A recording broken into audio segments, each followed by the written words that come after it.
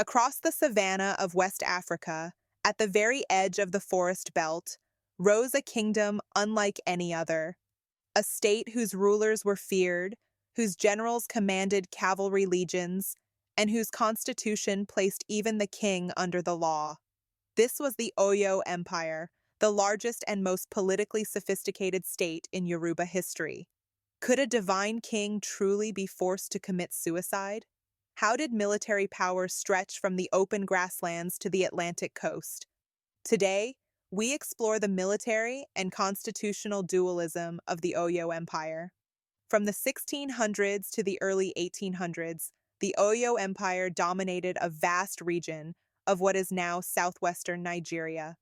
Its capital, Oyo Ile, stood in the open savanna, a strategic advantage that changed everything: horses.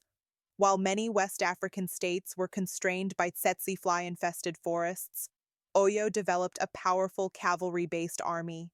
Yet military strength alone does not explain Oyo's rise. What truly set Oyo apart was something rare in pre-colonial Africa: a constitutional system of checks and balances. This fusion of military power and constitutional governance made Oyo one of the most formidable states in West African history. At the apex stood the Alaafin, the owner of the palace, believed to rule with divine sanction and second only to the gods. He commanded the palace bureaucracy and embodied religious legitimacy, but he was not an absolute monarch. Balancing royal power were the Oyo Mesi, 7 hereditary chiefs led by the Basurun, guardians of the constitution. Their authority was extraordinary: the power to remove a king. If an Alaafin was judged tyrannical, the Oyo Mesi presented him with an empty calabash, a ritual command to commit suicide. This was not rebellion, it was constitutional enforcement. Power circulated between the palace and the lineages, restraining tyranny and institutionalizing accountability. This was one of the most sophisticated political systems in African history. Oyo's military dominance rested on its cavalry. Fast-moving horsemen overwhelmed neighbors confined to forest warfare, including Benin. Yet Oyo faced a biological limitation.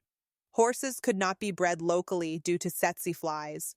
They were imported from Hausa and Nupe states to the north, paid for with slaves, salt, and cowries. Commanding this force was the Areona Kakanfo, the generalissimo. He was forbidden from living in the capital to prevent coups. Second only to the king, this warlord expanded Oyo deep into present-day Benin and forced Dahomey into tributary submission. By the mid-18th century, Oyo grew wealthy through Atlantic trade, selling captives via Dahomey to European merchants. But wealth destabilized the state. Political rivalry intensified as the Oyo Mesi accumulated power.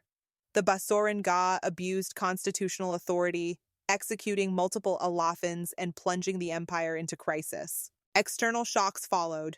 Dahomey rebelled and ended tribute payments. The Fulani Jihad seized northern territories, cutting Oyo off from its horse supply. Without cavalry, cohesion, or legitimacy, Oyo collapsed by 1836. Its capital was abandoned, and the empire fragmented. In the late 18th century, the Alaafin Awole faced ritual rejection. Before the council, a single calabash was presented. By constitutional law, the people rejected their king, not by invasion, not by rebellion, but by the authority of the constitution itself.